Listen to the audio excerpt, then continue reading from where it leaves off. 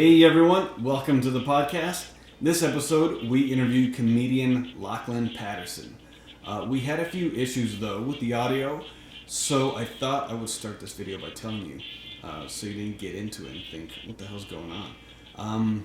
It's only the first 13 minutes. Our recorder wasn't working that well, so I had to take the audio from one of the cameras and try to work some magic on it. It didn't turn out as well as I had hoped it would. There's a lot of ambient noise in that theater. That's where we record these things, so it was hard to get rid of that and bring out the voices.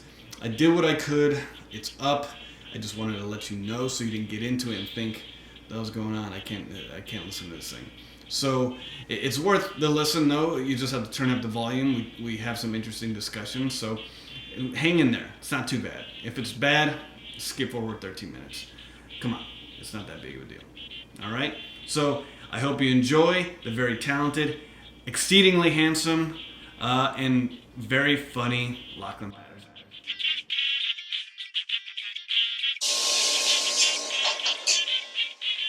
right, Lachlan Patterson, buddy. What's going on, man? I owe you a pen still. Even though you stole a pen from the other day at the sound booth. Yeah, I had some last minute notes to get out there, and I for some reason to bring it. All I had was Sharpies. Yeah, you did that last night too. You were on to the notes. Got it again. You're one of the few headlining acts I've seen writing as the show's going on. Writing. Yeah, in the building. Yeah. I've never, ever seen it. No? Not from the headliners. I have a rule that I try to do one different thing every show, just to make, just to kind of stretch myself a little bit. But just like before I go to the show, I think just what's one thing you're gonna work on today different, and it could just be a joke, just tweaking a joke. It could be changing a whole set around. It could be just an interaction with audience members or an attitude, just a general attitude adjustment. I'll just, yeah. So I had an idea last minute every once in a while. Last night and the night before, I think I was really trying to perfect a couple of jokes.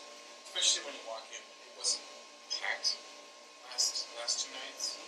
So there's kind of this, I actually didn't like it when it's not packed, because you feel less responsibility, and so you feel a little looser, I think, when it's less people in the audience. And I actually like the Wednesday, Thursday, Sunday shows better than Friday, Saturdays.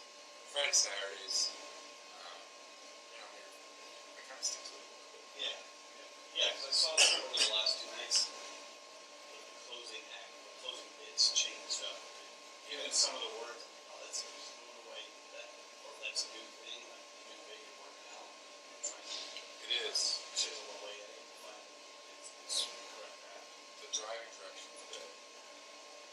I'm trying to figure out what to do with that bit. Right now it's like about giving driving directions and how we don't really have to do it anymore. Some people ask you for driving directions. I can kind of get, oh, we didn't have to do this anymore. And then I go, take a left, take a right, move it, see a horizon, go inside there and upgrade your shit. And It pays off so well. I milk 3 it. minutes of dialogue and it pays off really well. I purposely milk it for like way too long. I give all sorts of different. I got right at the 7-Eleven and you see a Walgreens or a CVS. It's big. I can't remember. You can't miss it. And it goes through a couple of lights. And the more I milk it, the more fun it is for me. But ultimately, the payoff is not what I said. And I like to be real on stage, so sometimes those jokes that aren't the punchline is not necessarily what I really said. It's kind of like it's a trick. It's like a magic joke. Yeah, it's a weird, misleading kind of joke because it does build and it builds and you're home with this. And then it hits you, but it hits you in a different way. It's not just like a deadpan completion joke. It kind of falls into it. As you start to unravel it in your mind of what you said and the way you said it,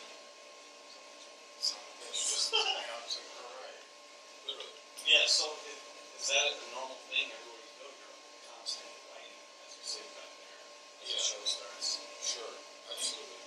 It's so unique, so you gotta know that you can see that people that are headlining acts. It's funny, I don't, ever since, last time standing I did last year, I haven't really worked with anyone else, any of the headliners. I've been on the road alone so much.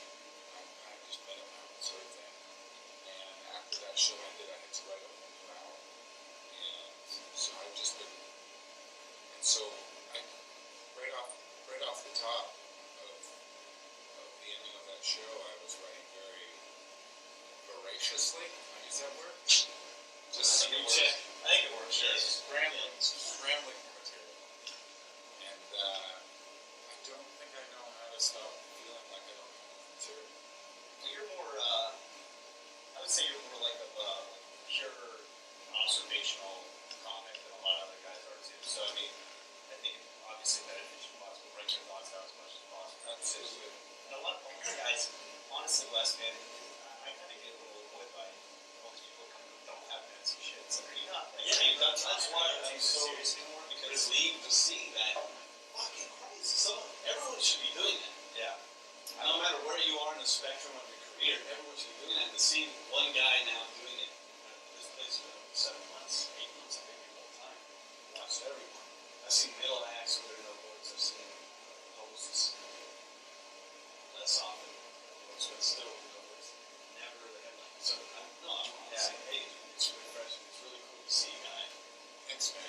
That's serious. I don't think that necessarily the unpreparedness of it is professional. I think for a lot of headliners, maybe they just feel like they're professional bring notes. There's a whole opposite spectrum where there's a ton of comedians out there. A lot of what they like to call themselves all comedians will bring notes up even though they know the joke already, just to give the audience the impression that they're making out for the first time. That this is completely organic. When in actual fact, if you ever tour with these guys, it's open to the exact same page every time, and it's more of a crunch. For me, it's, I set a goal up there, make sure you work on these 5 jokes, and just to make sure I work on them, whenever there's a space, a safe space, you gotta find those safe spaces in your set. I guess that's where, like, the audience is very happy, they're very satisfied with your last joke, and you feel like they're gonna give you a break if you don't do well. And then I would go into a bit. So, like, last night didn't work.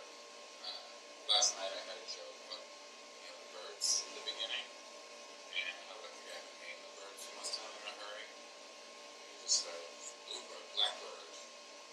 Geez, how many of these things are there? What about that one guy in that tree? Woodpecker. Let's go. Jesus. Redbird, and I added that redbird, and then the other guy goes, actually that's a cardinal. I named that yesterday. Cardinal. And I really just added that, but it doesn't make any sense. It's just, I want to kind of toy with the idea these 2 guys are making name of the birds.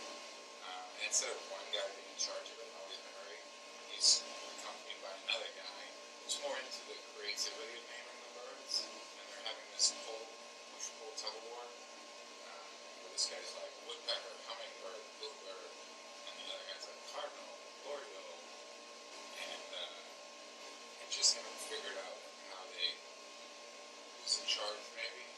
Yeah. There's so many people just think it's a silly joke to be made up while you're getting high. There's elements to it that you really have to sit. Yeah. Write a story. You have to write a story. Yeah. I heard that and I like that too. But I think it did, what you're talking about, it starts, it leads people in a different direction, and then you build the story into it later. Yeah. Or something. And then, but I'm on board with the story. Like, as soon as you mentioned the 2 guys, you can see that they're the artist and the guy, the businessman. Yeah. One guy's just trying to pump out names, the other guy's trying to let's craft the name. Let's picture. Let's go with the etymology. Let's figure out why the name or what red means in Latin or something. Red-breasted. Red-breasted. Well, is that something you got from your time at Last Comic Standing, or are you always this way? I always had notes. I have textbooks, not textbooks, notebooks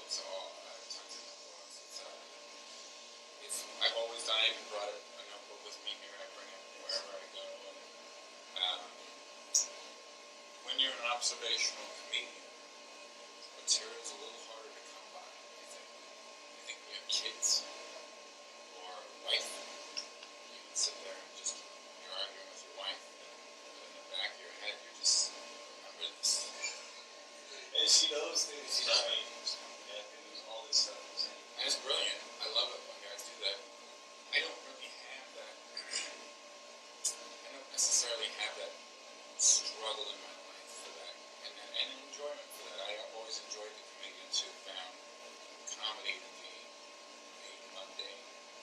And I like to write about what I like. I do love birds. I do love, when I talk about writing, when I write about football, all these things I write about.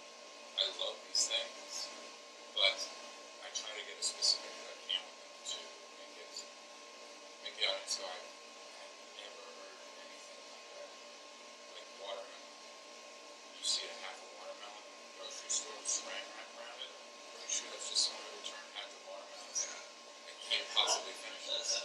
It's way too big. So maybe you can just resell it and let's try it.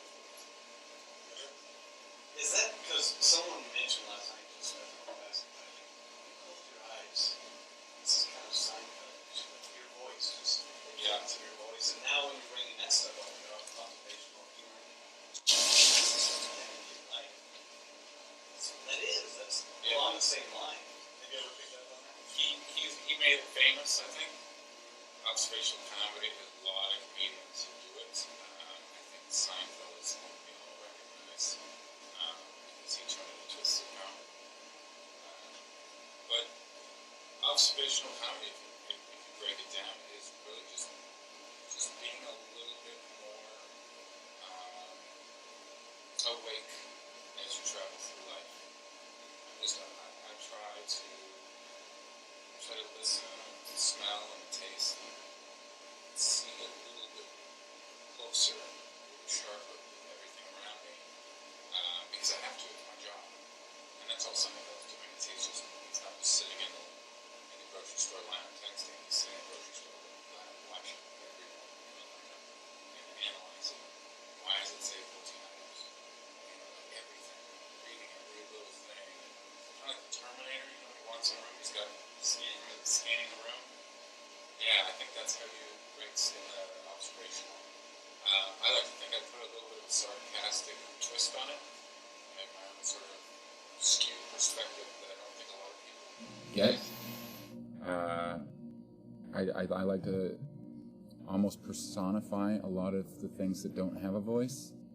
Mm-hmm. And, yeah. Well, you can get better at that, but you probably didn't, learn to do that, right? I mean, that was probably something, when somebody's that good at it, like you or Seinfeld is, or I mean, you can kind of see that in Larry David's writing, too. I mean, that's just, the type of people, you've just got funny thoughts through the day, and yeah, I'm sure, right? I mean, that's just probably how your brains work even before you were doing comedy. And then you're like, yeah, I should write that down. That shit's hilarious. And things tickle, I think, is a good word for it. When I'm walking through life, I keep if I don't have my notepad, I have my phone. And if something tickles, I write it down. Something that tickled, I have no idea why, but I wrote down the word guinea pig. Because it's just a funny word, and everyone was like, what do you mean? And I'm like, guinea pig's a funny word, and no one in the audience really laughed at that. It didn't go anywhere. When I got on stage, I wrote it down, because all I really have so far is that a guinea pig is a term for the first, right? That's it. They test everything on guinea pigs, and then they go right to us. And I just think that shouldn't there be a middle animal there? It's a pretty small animal. Worked on the guinea pig? All right, bring in Sharon. Well, guinea pig to crack it, right? Right. Isn't there maybe and then the regular people. A small baby or something? I don't know. Is that where we're going? You might as well. I mean, if you're on crack, this new product can regrow your teeth or something like that, might as well just start. Well, who are they testing that shit on, man? It's not like your average person, middle income. They're testing it on people that need Indonesia that income. Yeah, I don't know. We're writing this bit right now. Maybe prisoners. Exactly. Maybe that could be part of your sentence. A lot of them. You are charged. Prisoners. You're sentenced to 5 years in prison and try on this cream. Drug X. We're about profiting off of prison as much as possible. Just crank it up. Oh man, they made their bed. As long as you keep them by alive, Mary because Kay. they are privatized prisons, so they need the bodies in there. Well, they get the guinea pig. They can start. They can if it's okay with the guinea pig, then you get a prisoner. Oh, yeah, it's and perfect. Then human. Guinea pigs are so expendable. They're so expendable. They grow it on trees, those things. The worst thing to be reincarnated into. Oh, yeah. Or a mouse. Like those white yeah. mice with the red eyes. But you ever seen a guinea pig try to get away from you? Like a mouse can hide, but a guinea pig, it's bright white. It's all fat and plump. It's just a They weird kind of animal. just like ball up in a corner, like they think that you can't see them. Yeah, that's how they see it, man. Play dead. Just look like Blend in with the sawdust. like a tennis ball on a white desert sandy beach.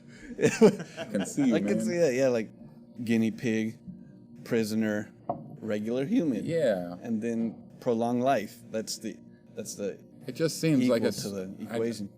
If someone said, "Don't worry, it's we tested it on a guinea pig," I'd be like, I do wonder about that. I mean, they say that rats big. are genetically pretty similar to us. yeah. But they're a fucking rat. That's a flattering comparison, isn't it? It is. It is. Well, they could do it on chimps, but I guess that's too close, right? I mean, they're very humanistic in their behavior and, Yeah, they and can use sign mannerisms. language. It's a term. I mean, it's horrible, but it's such a common thing that it's even the term for going first. You're the guinea pig. Oh, that's fucking true. Anyway, I just thought it tickled a little. So anytime something tickles, I write it down, and then the test is, does it last the day? Mm-hmm. When you go to sleep and you think of something funny, you write it down, and you wake up in the morning, and if it's still funny, which is very rare, very rare, then you start to work on it. I wrote gyms are actually for lazy people, because like they never used to have gyms. Mm-hmm. People would just work was the gym. You would just go to work and you would get in shape, and that was how. And no one was fat in like the early 1900s before gyms. So you were in great shape, and you went to work in a suit. And you worked your ass off, and like people. No worked, air conditioning. Yeah, that's why they got paid so small. It was a free gym membership. Yeah. What do you mean you're working out here? Yeah, you're getting. Now get to work. But even on the railroad, they had like suspenders and a vest and a tie, and they were working. And it's just amazing how they. Yeah, I do think about that when you look at those old pictures. Like, it had to be 100 degrees outside. This guy's wearing a fucking wool suit or something Yeah, like and that. a wool hat. They were dressing for their open casket at the same time too. Oh, They were healthy. Yeah, dress shoes. dress shoes Just everywhere. A shovel and a dress and Just dress sleep shoes. in dress shoes. Yeah. What's wrong with you? Fucks? And then they just roll up their sleeve when they got hot. They roll up their sleeve a little. They had to be hardier. Like they were adapted to the heat. They wouldn't. Oh, and the shipyards too. You ever watch the Cinderella Man? They go on the shipyards and just suits. They were in overalls. You're right. Yeah. Yeah. Long sleeve shirts, button up. Pull out their gold watch and check the time. So discreetly not to get whipped. Right. To have something thrown. I don't know. Maybe That's I'm fucked mixing many generations. Yeah, and many It's cultures. become a hodgepodge now. But I think that's cool that you do that because it makes you hyper aware. Most people Hyper aware. That's a good word for it. Yeah, I think even myself sometimes I'm not as aware during the day as present as you're making yourself. Like as I'd like to be, let's say that. Yeah. Because I'm thinking about other emotions. I'm not engaged in the same way you are, and I think that's really interesting. I think we could all benefit maybe from being more hyper aware of what's going on. I'm glad people aren't. It makes people come to my show that you can just sit back and relax, and this person can remind you. Mm-hmm. And so I actually benefit from an audience that's not aware. The old guy last night who never looks at birds. After the show, he bought 2 of my CDs. He was just Really? he never really. I woke him up a little bit. And he's like, I had a parakeet once when he was a kid. That's the other thing. I said, people with birds as pets are assholes. Because it's like the one thing that they're supposed to do is fly. I've designed a room where it can't do that. That's a great bit because it's so true. It's the worst. It's the worst. like Chain a dog up. It's like chaining a dog up. Yeah. Put a or bird in a cage. Just taking away a cat's wool ball. I don't know. I don't know what cats do. Yarn ball, maybe. Or even clipping, like I would go What's another animal with a purpose? with Like a purpose. It's like A cow. what is a cow's purpose? Well, we put them in pens, right? And then Yeah. milk them in a We're really stationary bad. position. We're horrible. As the room, have you seen this? For veal, they don't even move their entire Yeah, life. they don't fucking move, and the room spins, so they get the idea that they're moving. So Are you? yeah. There's this great fucking visual documentary. That sounds weird to say, but it's called Samsara, Yeah. and it's just weird images from around the world. It's all spliced together over about an hour. It's really visually interesting. Samsara. Samsara, yeah. It means the Write that continuation of life, death, and the rebirth Maybe process. that's why, like everybody's kind of going crazy now, is because right, if you are what you eat, and these just a bunch of miserable cows with vertigo, and It's true. kind of catches up in Dude, the it's food got to chain. go through their body and come out, and then it's on your plate, right? Yeah, right. It's I mean, gotta you be can get that. mad cow through a cow that has whatever disease that transmits. So Yeah. let's just say mental illness. Go ahead and chalk that up in there too. Yeah, it's scary. We deserve everything that's coming to us. I just hope it comes to us after I'm dead. Well, that's what makes that thing the bit so funny about the bird. Like you Yeah. think, and then you realize, ooh, we're kind of fucked up. Oh man, like the killer whale. The killer whale. Have you seen that documentary, right? Yeah, and have you seen SeaWorld's commercial to respond? No, I never I saw saw it last night. SeaWorld has this I responded to that. commercial. Get the facts. Visit SeaWorld.com. Get the facts. And in the background is a killer whale, an orca, and it's swimming, and its dorsal fin, is that the top one? Is curved. You know they curve in the... Yeah, when they don't. And when they're so it's not like- free. Get the facts. Here's a fact. They don't have a curved dorsal fin in the wild. Right. The fact is right behind you in the commercial. Mm-hmm. So it's like they're trying to... It's almost like saying, get the fact, and there's bandages around the killer whale's face. Like, you don't know what you think you know. Yeah. I think they're not supposed to do that. That's good. I mean, there's nothing sadder than a limp dorsal fin. And I think I don't need the facts. that I is the think- saddest thing to see. I think I think you're giving me the fact right behind you while you're trying to sell me something else. That's the same gross, man. like PR cover strategy that Scientology has been trying to do after that HBO documentary. Right. It's like, get the truth. Get to know Scientology yourself. And it's like, No. you might as well yeah. just be admitting, like, this is bad. It's a clever marketing strategy, though. It's like getting people to go to your website Yeah, it based is. on some negativity about your website, and then now at least we're getting some hits. It's we can super brainwash indicative of our culture that the truth can be whatever you say it is. Yeah. And here, we'll tell you the truth. Come to our website, and we'll just manipulate it a little bit. Don't Yeah. believe this thing. That's clearly not the truth. Come over here. This is the truth. And so And to that's get weird. on, you'll have to enter your email address, set up a password. We'll send you the truth on a daily basis. Yeah, dude. It's clear. Your YouTube, You can become a member. your Members Gmail, your phone number. Members yeah. get 50% off admission, Oh my god. and you'll be going to see the killer whales jumping. You'll be hooked, and you'll have your SeaWorld stuffed animal. Yeah. Yeah. Well, they're a big machine, so I think it's hard to take for them to take the hit. They've used that same business model for so long. It's their biggest display, the killer whale. Yeah. We wander around and see I'll go see the sea otters, and I'll go check out the seals and the dolphins. But it's all leading up to the orca. Yeah, Shamu. it is. Doing the flips Yeah.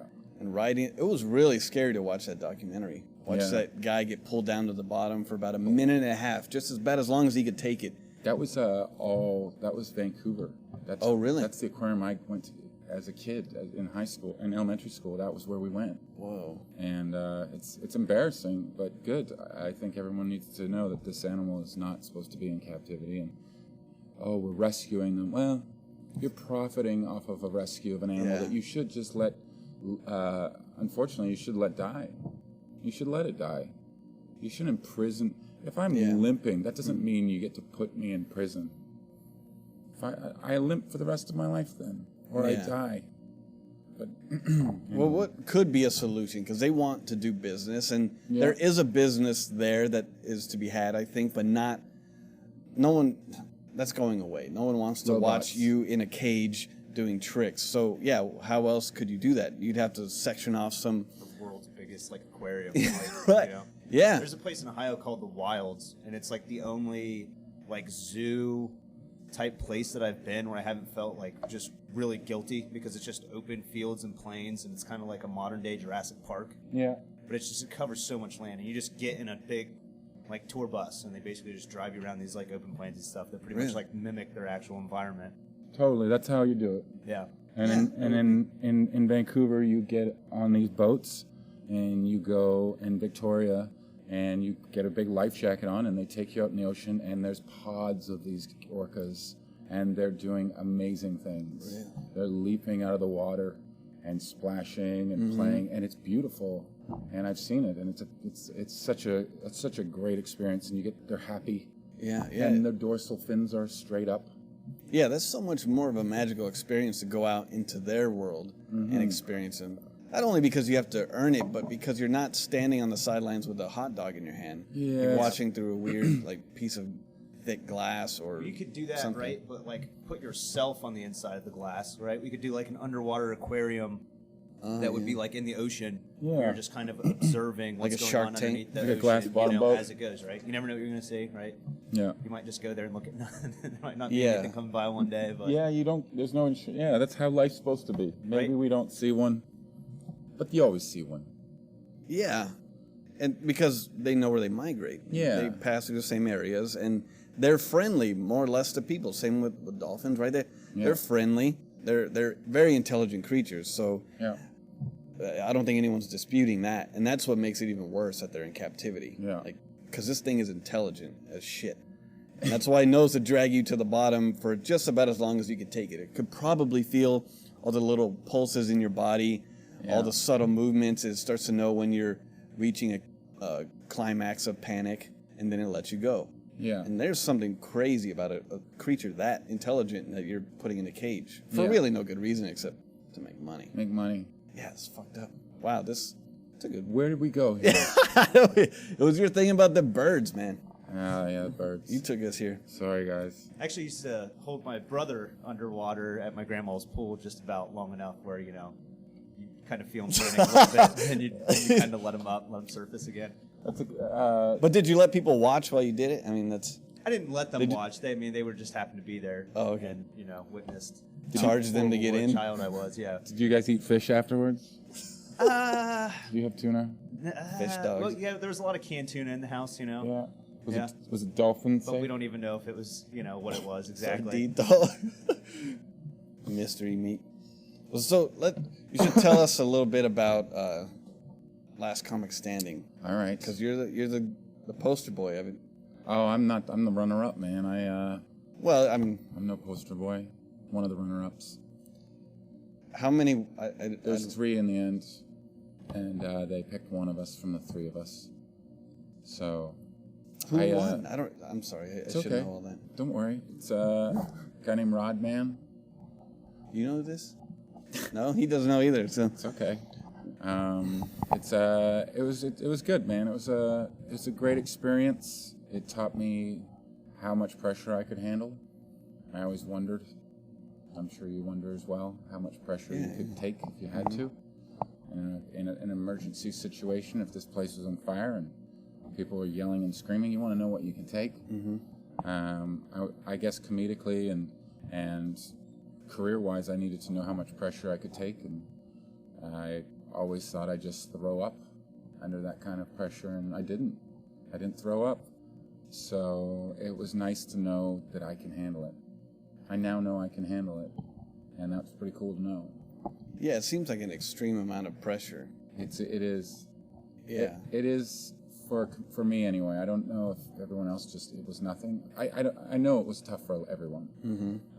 Everyone had their own little things they were going through. For me, I have also pressure from my agents, coming to the shows, telling me, if you can just get in the top 10, we can work. What is that dynamic like? I mean, I feel like that's such an awkward position to be in as a comic, like going into a competition or something like that, because it's Yeah, like, how do you compete in comedy, Like, it's like the horrible judging system and everything. I feel like it's got to be so uncomfortable. It's absolutely it's horrible.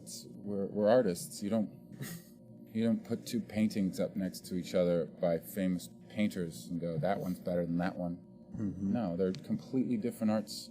Mm-hmm. No one. I mean, in the end, my comedy was so different than the other comedians' comedy.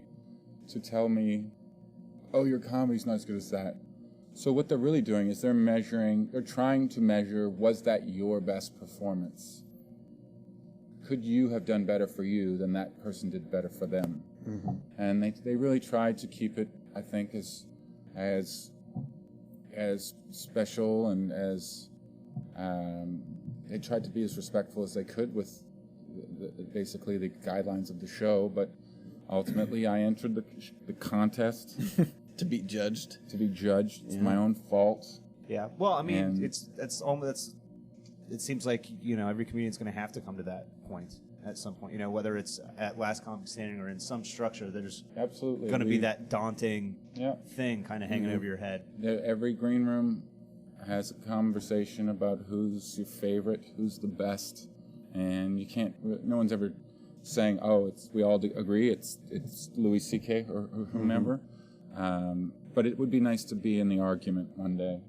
I'd love to be in that just in that conversation. What about Lachlan Patterson? So that's kind of what even though I don't like contests, I do want to be compared to my peers, and I want to be judged, I guess. Yeah. I work really hard to be the best. Did you see other guys have issue with the amount of pressure? Yeah. Yeah. Yeah. Some people who cracked. That's really interesting to me, like to see, because it's just the gradient of pressure, like, because what's pressure to me, like, it would be pressure to me to get on stage on any given night in front of 20 people out here and try to open up and have them judge you in real time about how funny or not you are. Yeah. And so, but to you, that's not. This is a normal day, a normal act for you. But but to then take yourself and put yourself into a different kind of limelight where a bunch of cameras are on you. It's on national television. They're telling you what to wear. Oh, really? That's another thing a lot of people cracked because of the wardrobes. Yeah, I'm continuing your conversation. Keep going. Yeah. No, that's all very relevant, because then you start to take away some of the crutches people have. Yeah. Of like, well, this is what I do. This is how I do it. And like, yeah, but can you do it like this?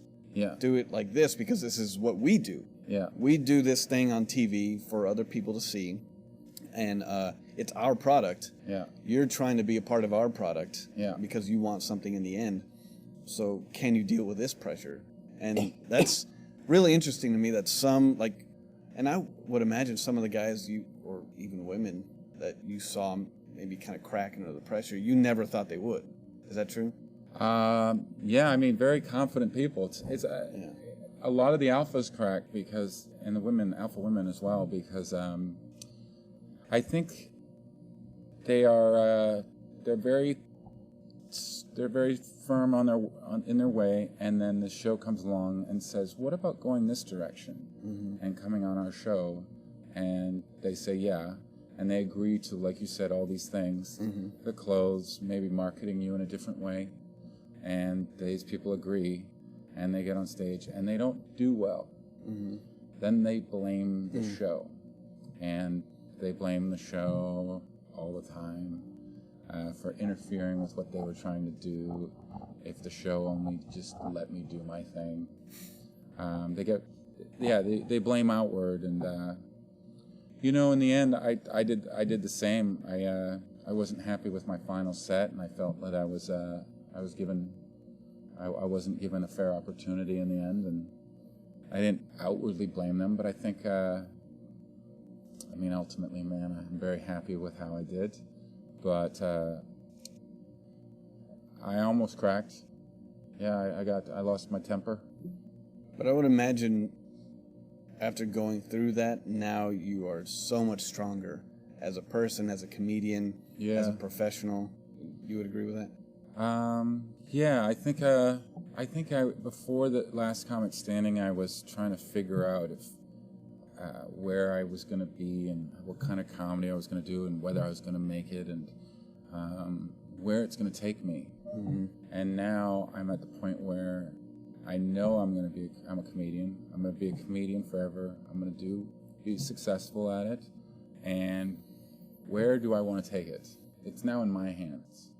And it was always in my hands. I needed the show to show me this is yours. And it's wherever you want to go with it. And it's great. Like, I'm working on my comedy special right now, and I'm working with a production company, and I'm interviewing directors, but I'm also interviewing my own directors, and I'm writing my own very unique comedy special for me, and I want it to be special, and I want it to be like nothing else. And as opposed to, I used to just think I hope Comedy Central will call me and give me one of their specials, or that's interesting. It's galvanized you in a way. It sparked something, and that maybe you were complacent before. Is that? I think I was just expecting if I just keep writing jokes, eventually someone will come and put me on their show. That's what I used to think. And now I think, what kind of show do I want to make? And where do I want to put it? Where do I want to put it? And, money isn't as important to me anymore. Mm-hmm. Now that I have money, I realize it doesn't drive me anymore. It never was. I thought that was something that I was missing, and I'm not missing it. I don't need it. And I'm very happy that I have it, don't get me wrong. But I don't think that I'm using my money to make more art. Invest in yourself. Yeah. I'm not using it to, I don't know, I don't even have a car. To buy what are better known as pussy magnets. Yeah. Right? I don't have a car, I don't have a TV, I live very frugally. I spend my money on nice food, organic food when I grocery shop. I try to buy better food. Stay healthy. Yeah, so I can live longer and make more comedy. Yeah, that's interesting, because I just had to edit the Paulo podcast, and he mentioned something just kind of quickly in passing, and it stuck with me. Like, he talked about when he flew himself out to L.A. to do a bunch of podcasts, like Joe Rogan's, I forget some of the other ones, but because that's where I heard him. And so he's like, Marin's. Greg Fitzsimmons. I don't know the other guy. Jimmy Pardo. Jay Moore. Yeah. More Sports. Yeah, and so he did those podcasts, but he flew himself out there on his own dime. He rented a car and everything. And he was like, it's amazing what happens when you take some initiative in your career. And that has stuck with me, obviously, over a month. And I'm like, that's so great. Like, it's true. You really have to, like, not depend on someone calling you and you're going to be seen by someone in the right circumstances. It sounds like that's what you come to understand, at least now, maybe through that whole process of the show. Like, just the investment in yourself, and you can make the thing on your own. You don't have to wait for the call and the guiding hand of God or someone to touch you on the shoulder and, it's your turn, you can go. I think there's a huge benefit to you too, because you're a real comedian, right? So not winning Last Comic Standing, that doesn't have to be attached. That'll never be attached to you for the rest of your career. You won't be like, the guy that's from Last Comic Standing. You get to be yourself, So you got, more visibility and you got all that from it without having to be, attached to it. Yeah, thanks, man. I've been working really hard to try to, as appreciative as I am of that. I wouldn't be here if it wasn't for Last Comic Standing. But in this room, talking to you. But at this point now, I'm trying to separate myself from that title, and trying to. So I have to get sort of. I'm looking at the next step, and to kind of show an advancement past that. I think.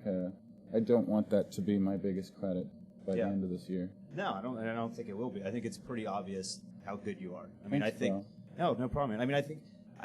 Me personally, I think that you're already funnier than Roseanne or Keen, like the guys that were actually judging the show. I'm like, Thanks, man, you're a better, more pure comic than the people who are judging these guys to begin with. And I mean, it's It's great stuff. I like Thanks, it. dude. It's so original too. You know, it's Oh, you, thanks, man. right? I mean, it's like we we're talking about being observational. You're taking notes. You're literally taking. You can see the process of you taking your thoughts and putting it on stage, and it's awesome. It's good to see. Thanks, man. I've really tried to be myself on stage because people are always like, oh, you got to find your voice. You got to find your voice. To young comics out there searching for their voice, you can search all you want, but it's gonna find you. Yeah, it's such an abstract concept, right? From Yeah. the beginning, like, what do you mean? The Don't voice? don't panic. Don't listen to your manager telling you to go out there and find your voice. You have your voice. Just wait for it to find you. And I think it's about 10 years. That's what I've heard that before so many times. Yeah, the 10-year mark. Yeah, I think it's 10. That might It's be a an so- age group thing too, you know? Like, Maybe, For yeah. you to find your voice, that's also, like, you'd have to find yourself as a person. Like, you're not doing that when you're 22. No, and I think at 22, you always also, and me included, you want to be someone else. You're not happy with who you are. That's and true. Yeah. You want to be all those other famous people. And then when you get older, I think you start to be like, you know what, I think I'll just try it. It's exhausting. I've seen guys not be themselves on stage and then get off stage and try to be themselves, and the audience just doesn't have it. They're not having it. And so they have to keep that going Or whatever. Yeah. throughout the meet and greet and the autograph signing and every interview. I mean, Robin Williams, I don't want to kick him because I love him, and he's one of the reasons I started doing it, but he really had to turn it up. I've met him in person, and he's not screaming and jumping around, and his voice was actually not his real voice. Yeah, wasn't he like just like kind of like more like delicate, quiet? Super like, quiet, nice guy. Yeah, exactly. Yeah. Like Good Will Hunting version. Yeah. Yeah, it's just got to Totally. be taxing. I mean, it's got to be so taxing. Yeah. Just all the time, just constantly putting on a show all the time. I'm not saying that's why he killed himself, but it must have been hard to be him. Yeah. So I try to do as close to who I am on stage, so that when people come and meet me in person, they're like, he is exactly the same. And maybe I'm sillier on stage, but if you get me in an intimate setting, I will be that same person for sure. Well, it'd be weird if you were a Robin Williams type or an eccentric off stage, and then you just have somehow found a way to crank it down all the way to 1. Yeah. When you're on stage, no one's ever seen that, right? Has that ever The happened? opposite? Yeah. Oh, I can't think of can't- anybody. right, that's- that would be stupid. Like someone, that's what I'm thinking. Someone on stage that is Like Stephen overly- Wright, Yeah, like, Like- remember like Mitch Hedberg maybe to have that like slower cadence, like but in person they're just like a total pain in the ass. just like wild. Because that would be Jumping on your super, back. super weird. You know Yeah. what's crazy? But the opposite, hey, buddy. yeah, the opposite we don't see is that weird. It's like, oh, you're an eccentric on stage. Okay, you're performing, Yeah. and you get off. Okay, you're the reserved, quiet artist. Yeah. It's weird to think of the opposite. So then, if you think of the opposite and then come back to what we know as normal, then it seems weird. You're like, oh yeah, you do have some issues, man. If you're eccentric like that on stage, and then you get off and that's it, you're back to baseline. Yeah, a lot of people aren't comfortable with who they are, so they become someone else on stage, and it creates a very fun character. Some of my favorite characters aren't themselves off stage, aren't the same off stage. Some of the greatest. Mitch Hedberg, Emo Phillips, so many guys who we love that character on stage, but. I think Lewis Black is probably Yeah, a little bit more calm than he is on stage. And he's Probably just, a like, little. ranting the whole time. But at the same time, I like that Lewis Black there's a sort of an ebb and flow to it where he's like he's normal, but get him on a topic that he's very angry Oh yeah, you can about. see the passion start boiling over. He just picks topics I think that make him angry. Did you see The Comedian with Jerry Seinfeld? Yeah. I just watched that for the first time, and what stood out the most to me was just the profile of Orny Adams. Yes. And that, oh man, he's gonna be here in June. Oh, that's Oh, right. Orny's Man. great. Yeah. You have yeah, to. and Orny's it's funny neurotic. to see his comedy then during that show. Yeah. And now he just looks so angry on stage. Yeah. And you could see almost like all the pressure and everything that he was putting on himself before early in his career. Now he's just like you know. Orny is himself on stage and off stage. Yes. For sure. Yeah, but before and after, like, it's amazing. such a weird, like, transformation of, like, I guess. I think Orny wanted to, maybe he wanted to be very successful in a short period of time back then. Mm-hmm.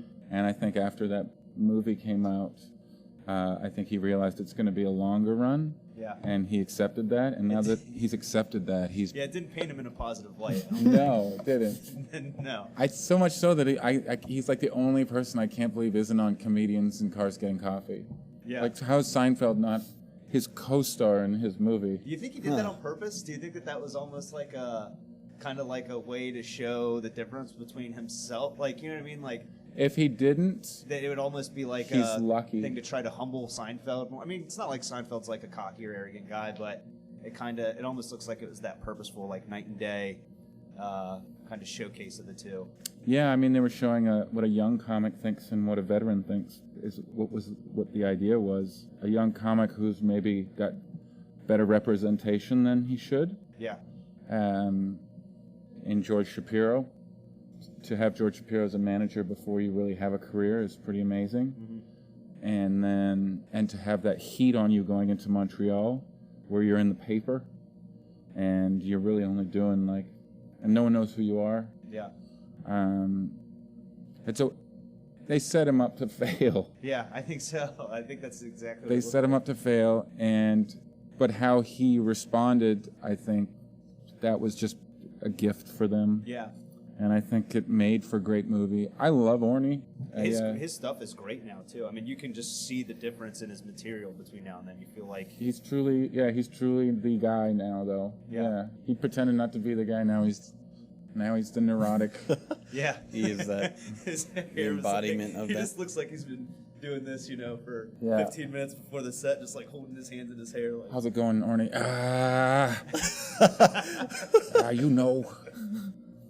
I'm excited to see this guy now. I didn't know this whole backstory with him. Yeah. Have you watched Comedian? No. Oh, it's a great movie. Great documentary. Got to see all this stuff. Seinfeld basically throws out all his material and starts all over again, just doing local New York clubs. Mm-hmm. And it's I've kind of trying to do that too, where I just got rid of all my material after Last Comic and started over again for the first time in my life. Mm-hmm. That material I had used on Last Comic Standing I had for 8 years.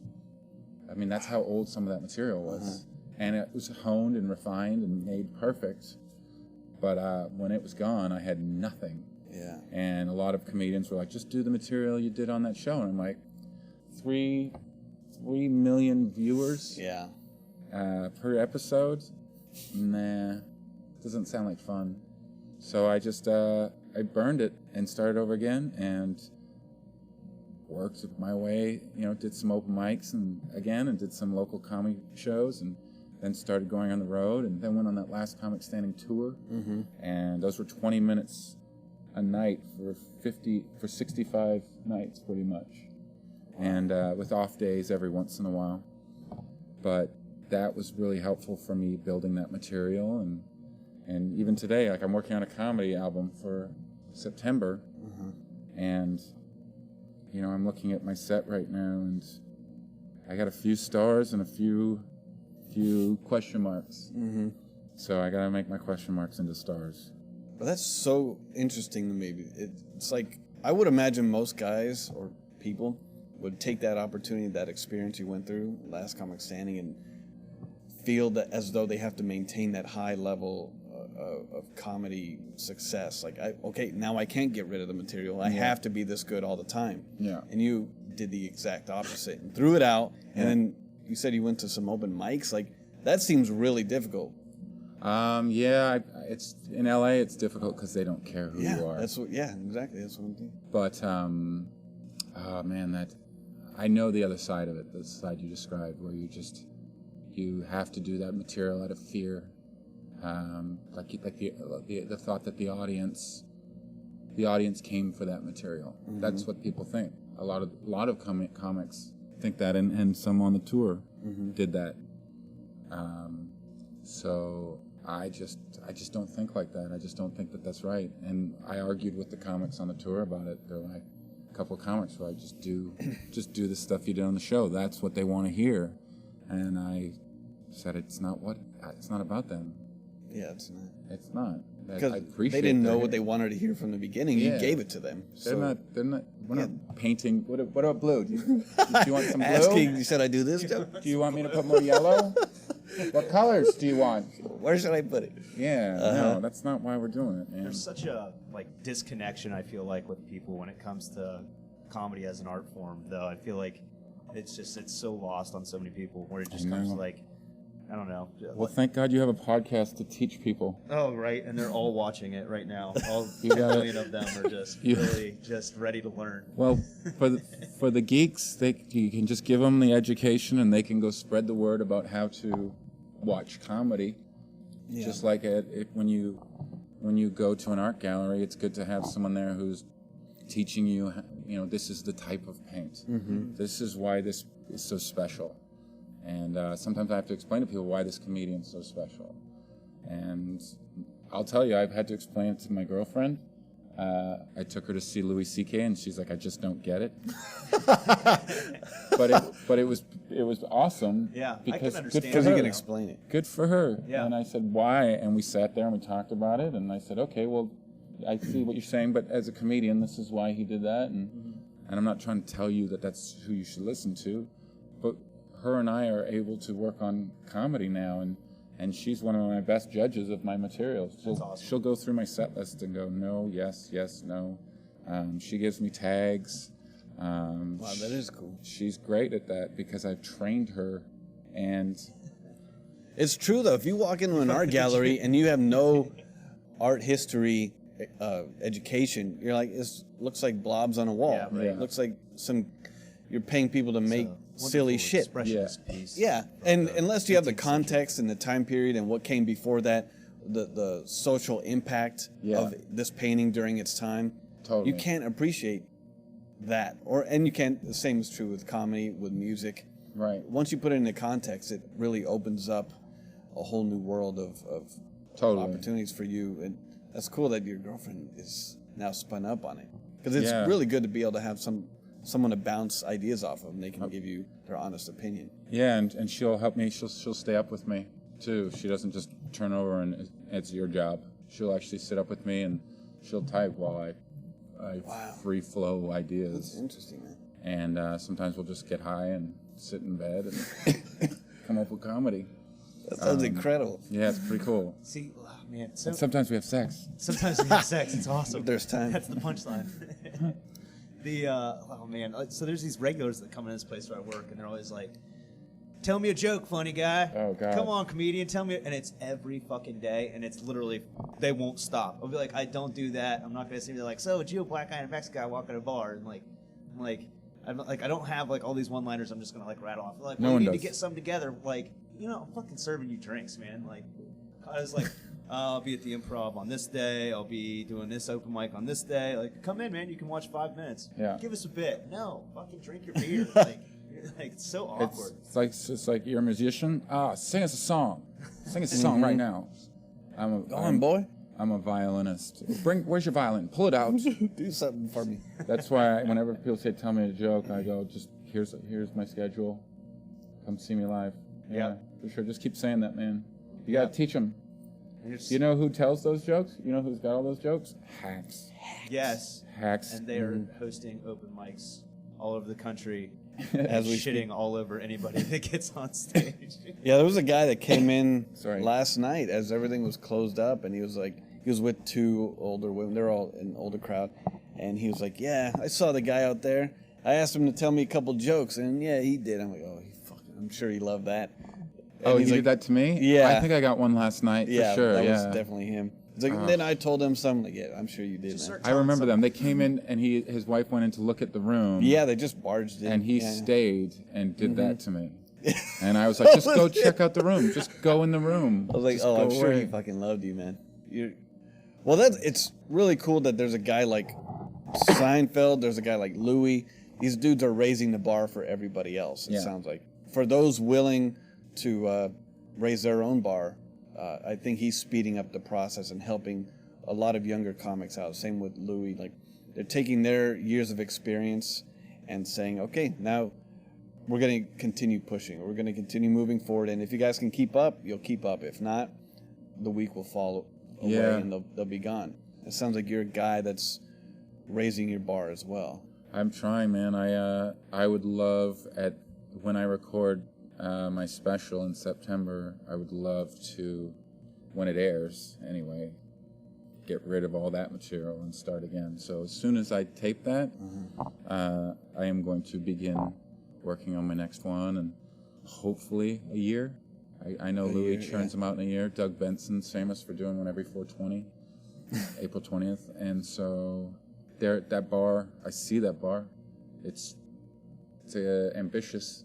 Yeah, it's certainly ambitious. It's also ambitious for me because it's hard to, you can hire writers. Like I know guys who hire writers, but I don't really do a style that you can hire writers, I think, for yet.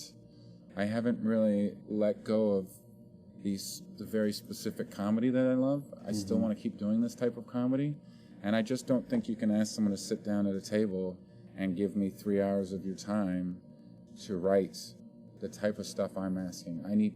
To hire a writer would mean I need to hire a bunch of people, like we discussed earlier, to be hypersensitive for their whole day for me. And I don't think I could afford you could to hire someone to work 24 hours a day for me. So until I decide to branch out into maybe political comedy, maybe comedy about current events, until I start doing current events and basically picking up the newspaper and writing comedy from the newspaper, I think as long as I'm writing very specific like I am, it's going to have to be coming from my own hand. So it's a little harder. And I know Louis does the same. He just writes about his personal, his kids. Yeah. Maybe I'll have kids. I hear you get a lot of material from them. Do you guys have a city picked out already for the recording? Do you know where? Yeah, Venice. It's going to be in Venice? Yeah, live from Venice Beach. Live from Venice Beach. Do you know what the building and everything is? Yep. All right, say it. Wow, you got to Well, it's probably Venice Ale House. Venice Ale House. All right. It's at the end of my street where I live. Really? That's awesome. It's gonna be super cool. It's a locals only event. So it's gonna be really. That doesn't mean anyone can't come. Anyone can come. I'll get the date when I eventually get everything. I haven't picked out a director yet, and going through all sorts of legal stuff right now. But I'm really not trying to focus on that. Trying to focus on the material and let all that stuff work itself out. But I'm really excited. This is the most exciting part of my life right now. I have my hands in other cookie jars, but these are my good cookies. Yeah, I'm excited. Just by proximity, it feels like we're talking about this. We're talking about a bunch of stuff. You're involved in a lot of things. You're operating at a high level right now, so it's exciting. Thanks, man. I think a lot of people would feel that if they hear this or they're around you and you're talking about this in a positive way. It's cool. And you said there's also like a show or something you're working on writing, or? Yeah, I'm actually I'm writing a show that hopefully the comedy special will springboard into. So everything's connected. Yeah. And I'm also still working with Push It Productions on a show, and the company that produced Last Comic Standing. Well, I got all these different little seeds. Hopefully some of them will blossom. Or one of them. How can they not? If not, I'll just keep doing this, man. I love this. If nothing else, I will always have this. Yeah. And I really do love stand-up. I'd love to do it. Maybe my schedule is very heavy right now. I don't have a week off until July. So I'm looking forward to slowing down a bit on that. But right now it's important to get as much material and writing in as I can. So I'm excited. Well, it seems like you're not afraid to throw yourself into the fire. You did that with Last Comic Standing. Yeah. And it seems like it was a cathartic process, like a real good learning experience. Like you purged all your old material. It's created this new you. So it it's really interesting, man. Thanks, buddy. Like, yeah, to hear all this stuff. So, I think success is inevitable. Like, out in the stars, let's say. I don't know. I think you're successful now, but I'm sure you want to be stratospheric as far as your success. Yeah, I'm definitely looking forward to when I can just take a deep breath and go, I'm pretty satisfied. That would be nice. I'm not quite there yet. Well, we hope to see more of you soon. Thanks, Watch man. you. I know. It'll happen. Thanks. All right. He's here I think we're from done. April 29th through May 30th Yeah. because our website needs fixed. Yeah, So true, yeah. Lachlan, It says I'm here for a month. once again, Yeah, it does. we want you to feel as at home as possible. If you need, any drugs, ask any of the staff members. I asked. Nobody gave me no drugs. You need to get rid of a body somewhere in the desert. Let us know. I got some at home. We've Yeah, got I'll you bring for a it tomorrow. month. So So many places to dispose of things. dispose of things. yeah, for we really sure. just want you to feel at home. So. Thanks, man. I feel great. 100 Awesome. degrees will never feel like home, but Right. it's a cool city, man. It's fucking hot today. All right, man. Thanks, It was good buddy. talking to you. Thanks for coming in, Appreciate man. it. Yep. Thanks See for you. having me.